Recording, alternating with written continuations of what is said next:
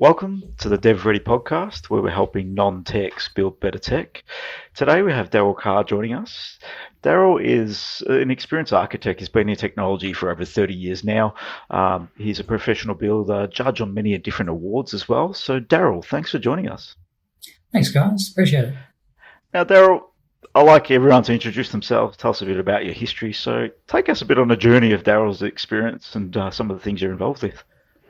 All right, so it's a bit of a long journey, as you can probably tell from the white beard, but it goes back to the late 80s, becoming a programmer and sort of working my way up through the usual sort of IT ranks. So into sort of designing and managing teams and a little bit of work as a consultant every now and then, and through the architecture ranks, solution architecture work, and then eventually into the enterprise architecture space. So these days, more sort of helping organisations understand what direction to go, what technologies to choose, how their organisation needs to change to meet known and unknown challenges. So to tend to do a bit of work in that space.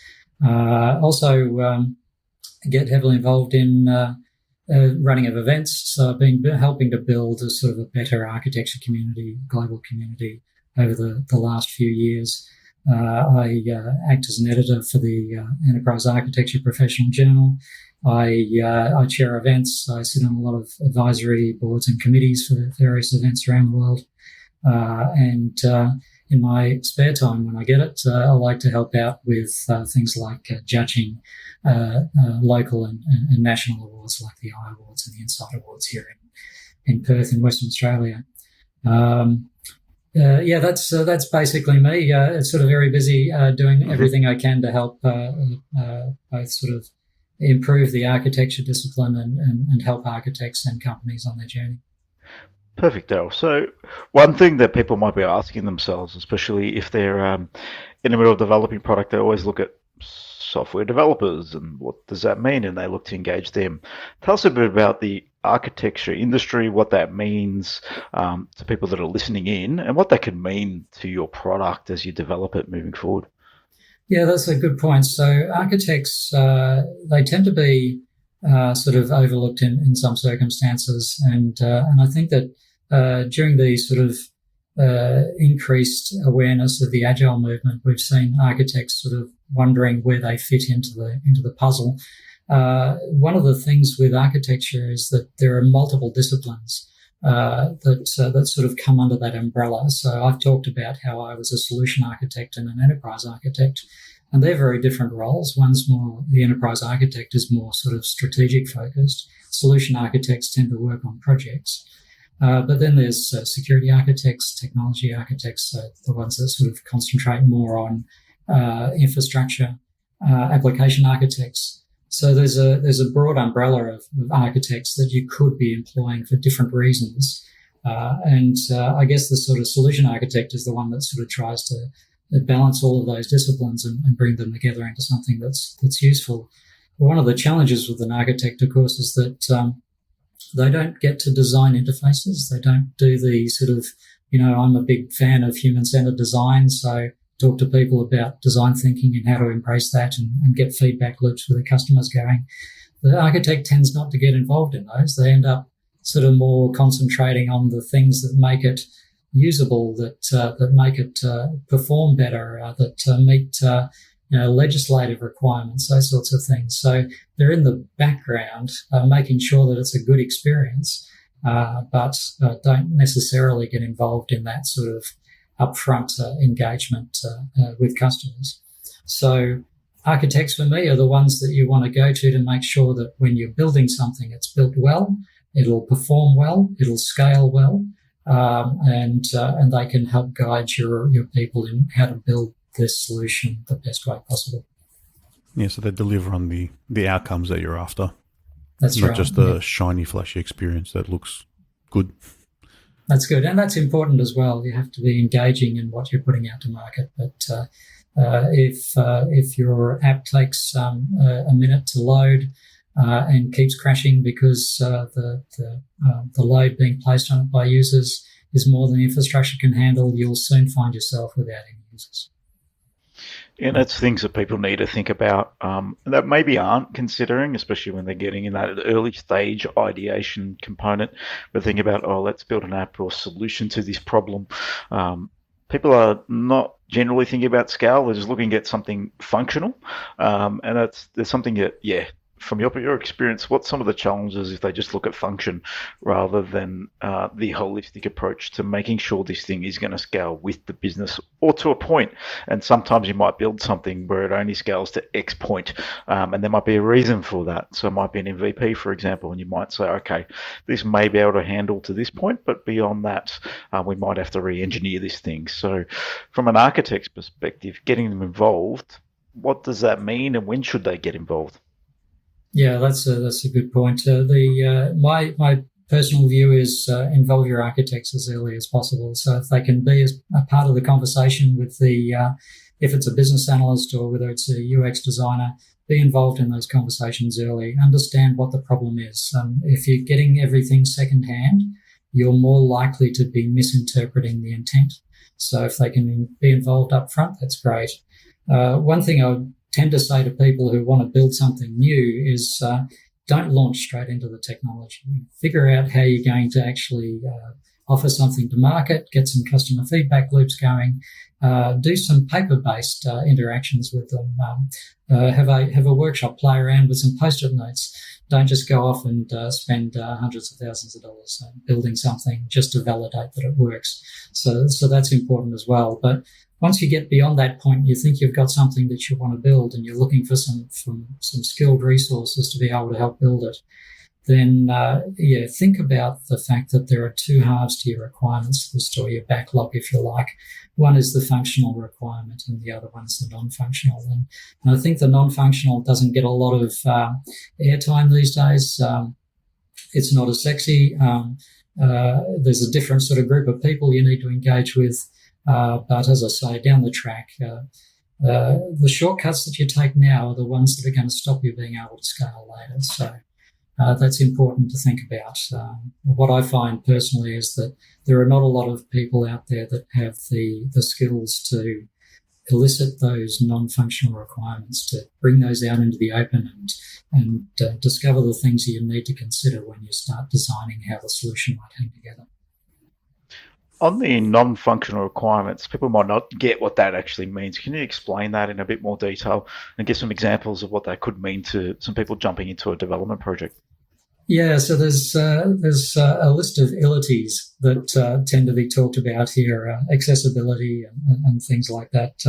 They're the things that talk about how the solution functions that aren't the interface that you're interacting with. So how do people get access to it? What sort of security are you going to be using? How many users will you expect on the platform at any given time? So that might be an app or a website or whatever.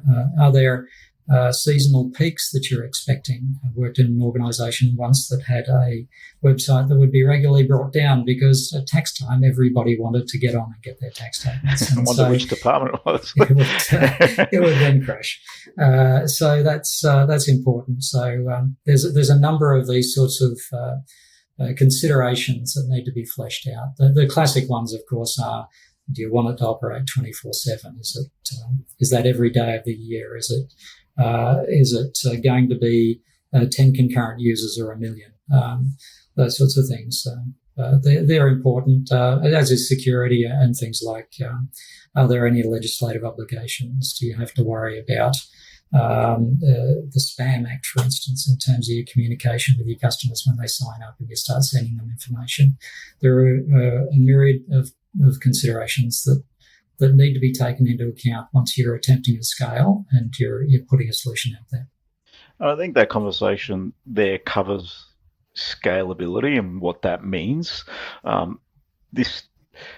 Architecting a platform really is understanding the scale. If it's going to be hundreds of millions of users, we might not know that at the beginning. So you generally, in reality, you can't always build an infrastructure and a platform to scale for that big application to begin with. You might start in increments. How do you talk to?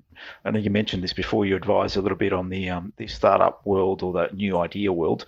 How do you advise them to approach this end of the equation when you may not have that big scale of numbers now?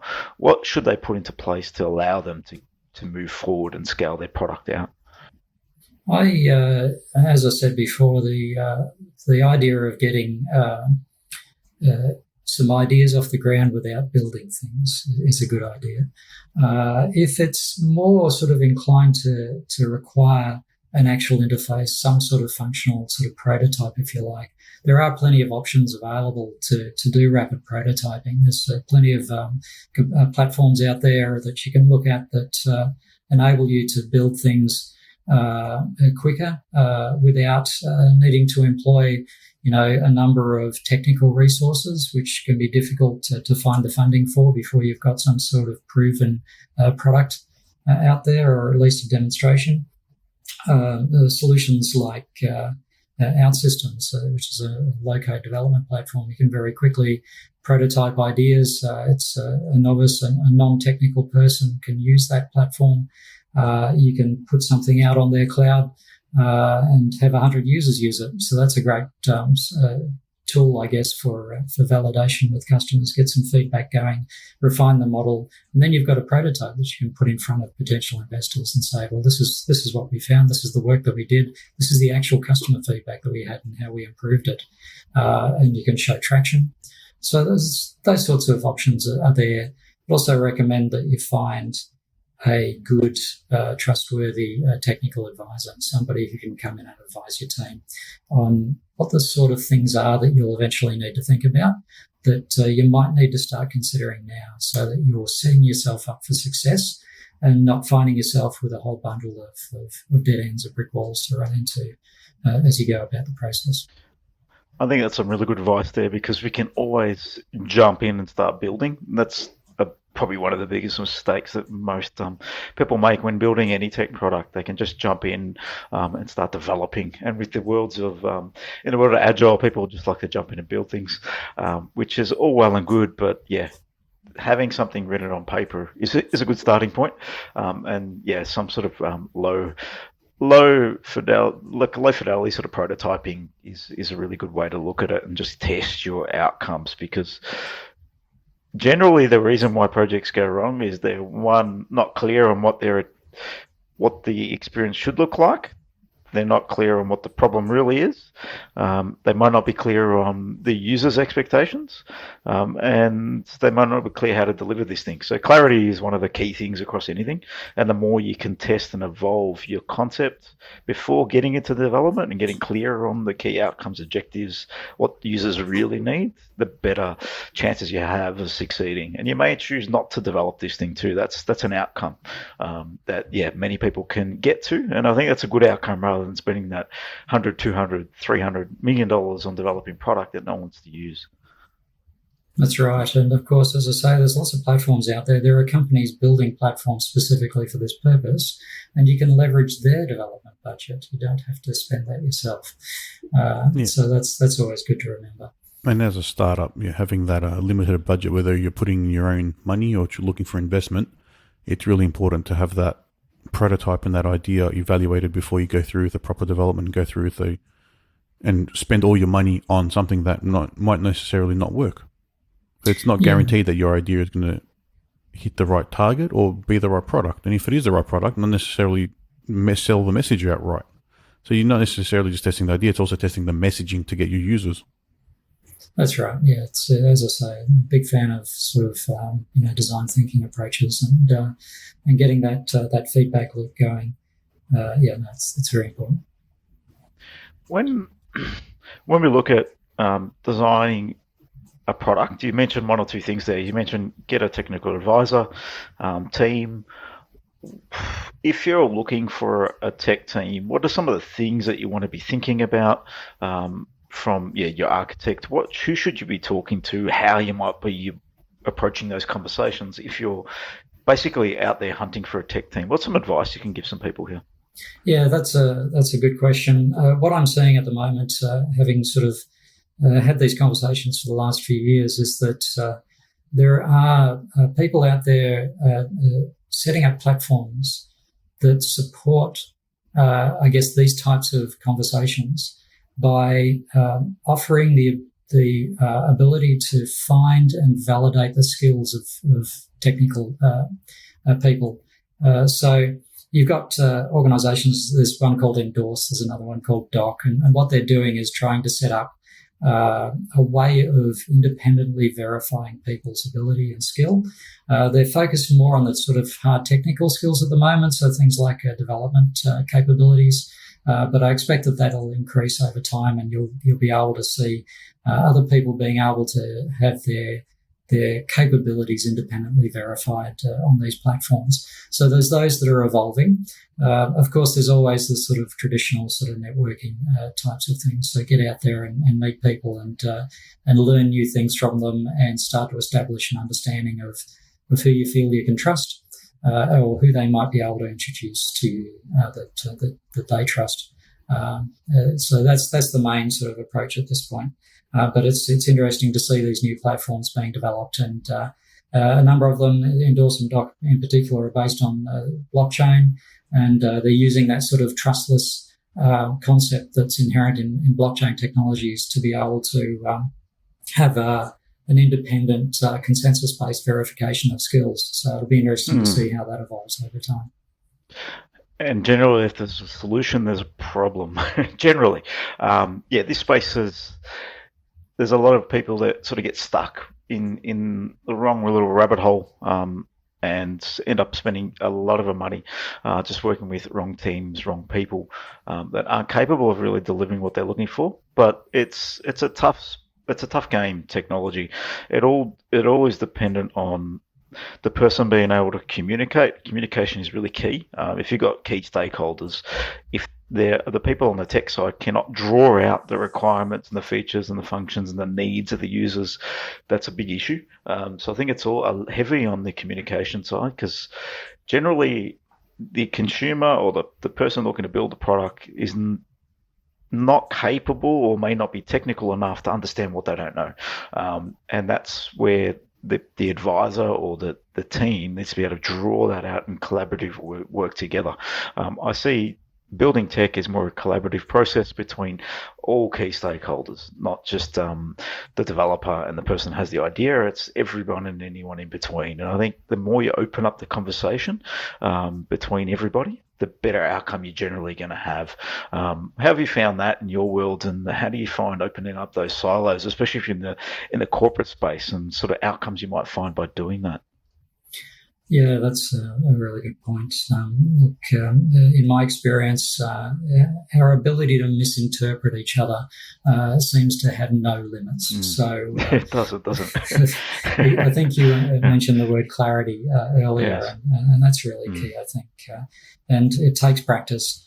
And you should expect to continue to make mistakes in that regard. You'll get feedback that you weren't expecting, but the important thing is to establish a mechanism by which you get that feedback. So communication is obviously important. Forms of communication can differ depending on what you're trying to do, but definitely sort of concentrate on the sort of breadth of understanding that you require. So one of the things that I've found difficult in the architecture space is stakeholder identification. So being able to actually draw up a list of who you should be talking to, who's impacted by something, and then figuring out how to work with those people to elicit what they need out of it, and understanding that the problem is probably more complex than you think. And so oversimplification can be a real issue. And your stakeholder group is probably larger than you think. But try to focus in on some key relationships, prioritize them, and be open and honest in your communication, and build those feedback loops so that you're getting positive feedback, and then being willing to understand the feedback and action it regardless of whether it was aligned to your original intent. It's that idea of, I think in the startup space, they talk about killing your children, which is a terrible, terrible phrase, but being willing to accept that this baby that you were sort of bringing into existence isn't the right one. It's the wrong direction. There's no interest in it. It was just in your head. So pivot, move to something that you can validate in the real world and work towards that. That can be challenging for a lot of people, but that will certainly save you money in the long run. Yeah, even just with that stakeholder identification, that doesn't mean trying to interview every single user who's going to use your platform.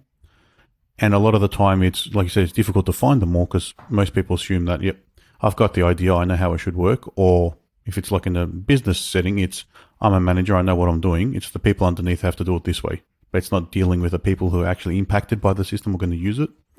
And it's trying to identify them by their role or their usage, not by how many of them do we have or how many users are we trying to target, and let's get all of them involved. That really makes a difference to try and get their opinion so you can pivot in the right way. Yep, that's right. Yep. Sorry, you broke up for a bit there, so I might have missed a bit of the question, but that's okay.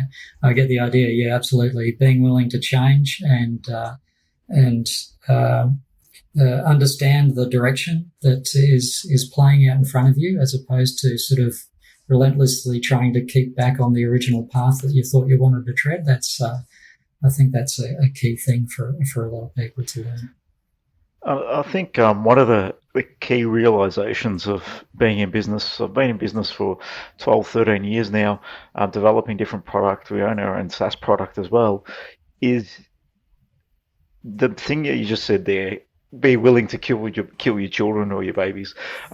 Because we can get we can become too protective of our ideas, and I think that can limit your exposure. Because in reality, you should have one objective, and that's create value in business or however you're looking at it. Solve problems, create some value, and your solution may add some value, but maybe it's not the right way to approach it. Maybe you found a problem that is realistic, but not everyone wants it done in that way. Maybe it needs to be looked at this way. Or your problem is only the tip of the iceberg, and the real problem is underneath if you're willing to explore and impact and create more value by just listening and getting feedback. On that note too, your users don't always know what they don't know too. So sometimes you need to take a bit of a gut feel into some situations and know that you can create value beyond what a user perceives as value too. So it's a bit of a rocky road there between am I right or should I follow users? It's a tough one. It's also trying to find a problem worth solving. It might not be worth solving. Yeah, definitely. We were on a podcast a little while back, and someone was talking about Philip Knoll, I think it was. He was talking about the toothpaste. If you interviewed 100 people, you would find that 98% would say, yes, I can't get all the toothpaste out of a tube. And that's most people's reality. But is that a problem worth solving? You asked 100 again, probably none of them would say, yeah, I'll pay money to solve that problem, because it's not a big enough problem. So, yeah, we do need to find a real problem that people do see as if it's solved, it will add significant value to them. And then in the end, it needs to be a business that can generate money, revenue, and profit, so you can continue to serve your users better as well. Yeah, that's right. And of course, there's always the odd circumstance where something entirely new is being created. It goes back to the old sort of Henry Ford comment about if I'd asked them what they wanted, they would have said faster horse. So every now and then there will be something that comes up that is completely novel that you will want to sort of pursue because you see the value in it, particularly if you have the backing already. But I feel like that's a very small number. Most of it is an improvement and is better supported by the ability to change direction when needed. And in that scenario, your problem becomes more of an education and awareness rather than trying to sell your product. You need to tell people what the problem is if it's a new thing that they haven't sort of framed in their mind before. Yeah, and it's interesting that sort of people sort of ask, how do you come up with an idea of what to build, what type of solution you want, and yet the same person might then tell you about all of these issues that they're having in terms of being able to manage something in their life. Well, there's a problem that you can go and solve, and potentially, if that's the sort of problem that a lot of people face, then you've got a market. Just think about those things that are challenging to you in your life. Have a look at conversations you're having with other people, see some similarities, and if it's something you're passionate about, then head off and build it. Yeah, that's generally where my ideas come from, something I've experienced. Now, Darryl, you mentioned at the top of the conversation when you introduced yourself, your work on judging on a couple of awards. Now, I wanted to just dig in a little bit here. I think I asked this conversation off air around what makes a good pitch, a good team. What have you found are the standouts within, from a judging perspective on ideas, on solutions? What do you find is really the standout part of those conversations for you? Yes, I've been fortunate enough to be involved in judging of both the Insight Awards here in WA and also the I Awards nationally. And just out of, I think, coincidence, I found myself in the sort of the community services sector judging those awards. So I get to see people with passion that are trying to solve real problems in the world. And so if anybody ever wants to if they find themselves with a little bit sort of jaded and depressed about their technology career, go and volunteer for one of these awards. You are constantly exposed to fantastic people who are dedicating their lives to fixing problems for people. So it's a great antidepressant for your career if you're doing that sort of thing. If you're in that position, just walk away from your career, maybe. So hope you get some joy out of it. Perhaps maybe it wasn't for you in the first place. But certainly the things that I sort of look for when I'm judging. Now, it can be a bit sort of difficult in that you're thinking that you're looking for people that are particularly charismatic and that are really good at selling something. But often in these award processes, there is a structure to them. There is a set of criteria that you need to address. So what we look for is people that are able to clearly articulate how they address the criteria in the awards. So that's an important thing. If you're going to be submitting for these awards, pay attention to the criteria because that's what the judges are looking for. And we tend to run processes where there's online submissions that get reviewed and then shortlisted for instance, in the I Awards, the national final, which had to pivot to a virtual event last year, but previously it was an in-person presentation. So lots of people flying in. We usually ran it in Melbourne. People flying in from all over the country to do basically a 20-minute pitch to the judges.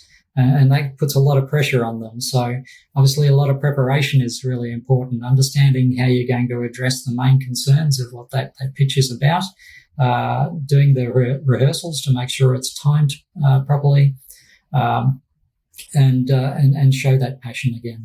As I say, it's important to see that you're not going through the motions here. You're actually passionate about the solution. The award's important, but what you really want to sort of convey is how passionate you are about the problem that you're solving. And that certainly comes across. We can see that with the people that stand in front of us as a judging panel and talk to us about how they're changing the world for the better, which is an awesome opportunity for people like me to be able to be part of.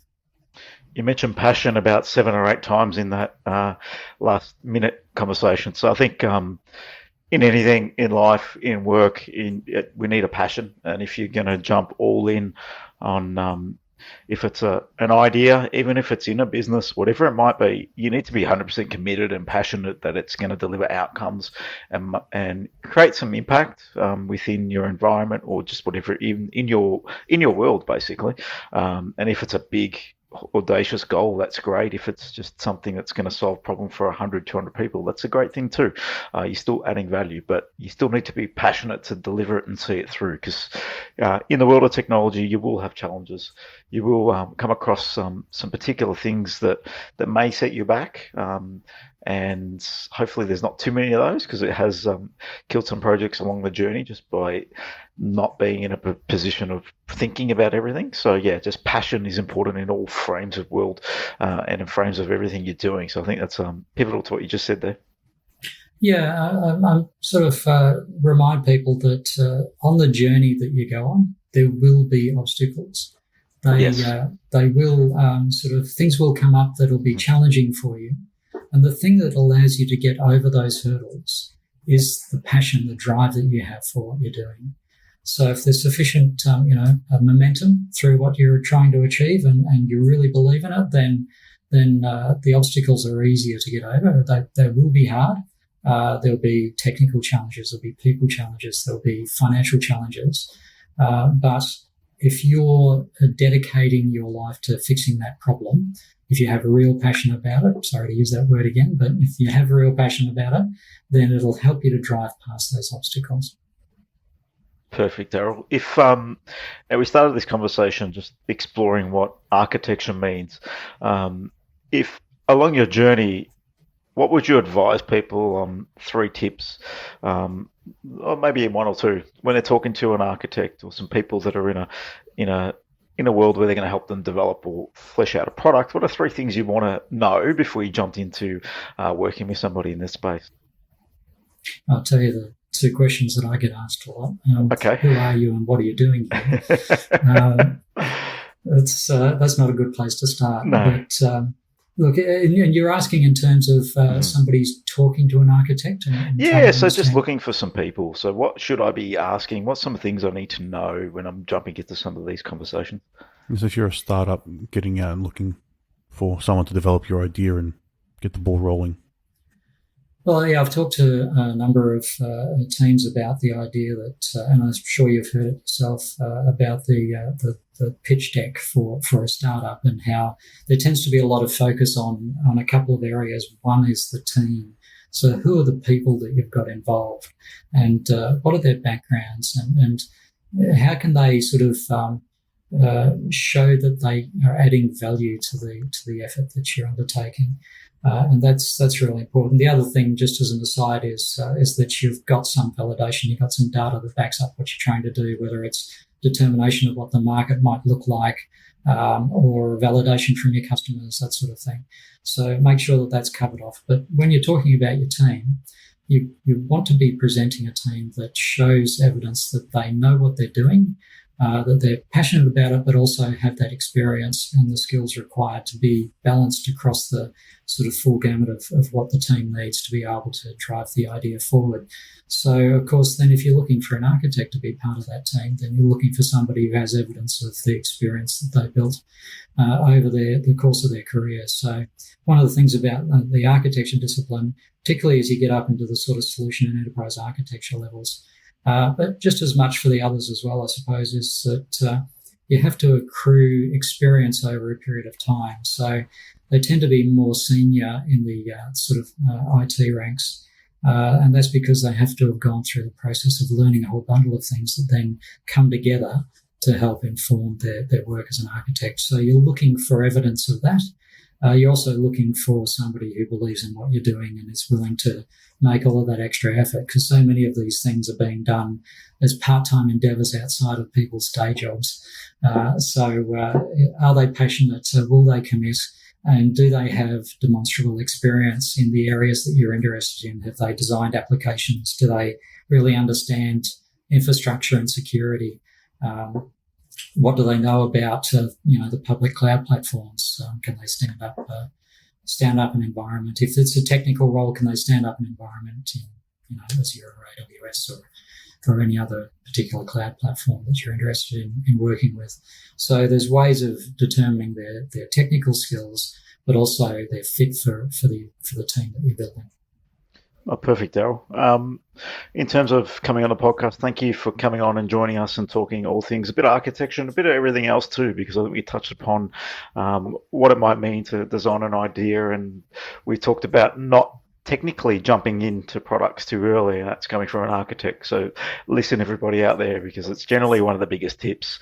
It's all about testing the idea, and if you can test it without building anything, that's a much better place to be than going through the journey and building something and then testing it and then finding out nobody's interested. So you do not want to be in that position. So thanks, Darryl, for coming on and sharing your experience and your journey thus far and how people might be able to just think about technology as a holistic thing, because we can get too focused on what it does and not how it is all actually going to come together and scale and actually get out to market and serve your users in the best available light. So thanks for Darryl for coming on and joining us. Thanks for having us. Cheers, Darryl. Thank you for your time. Thanks.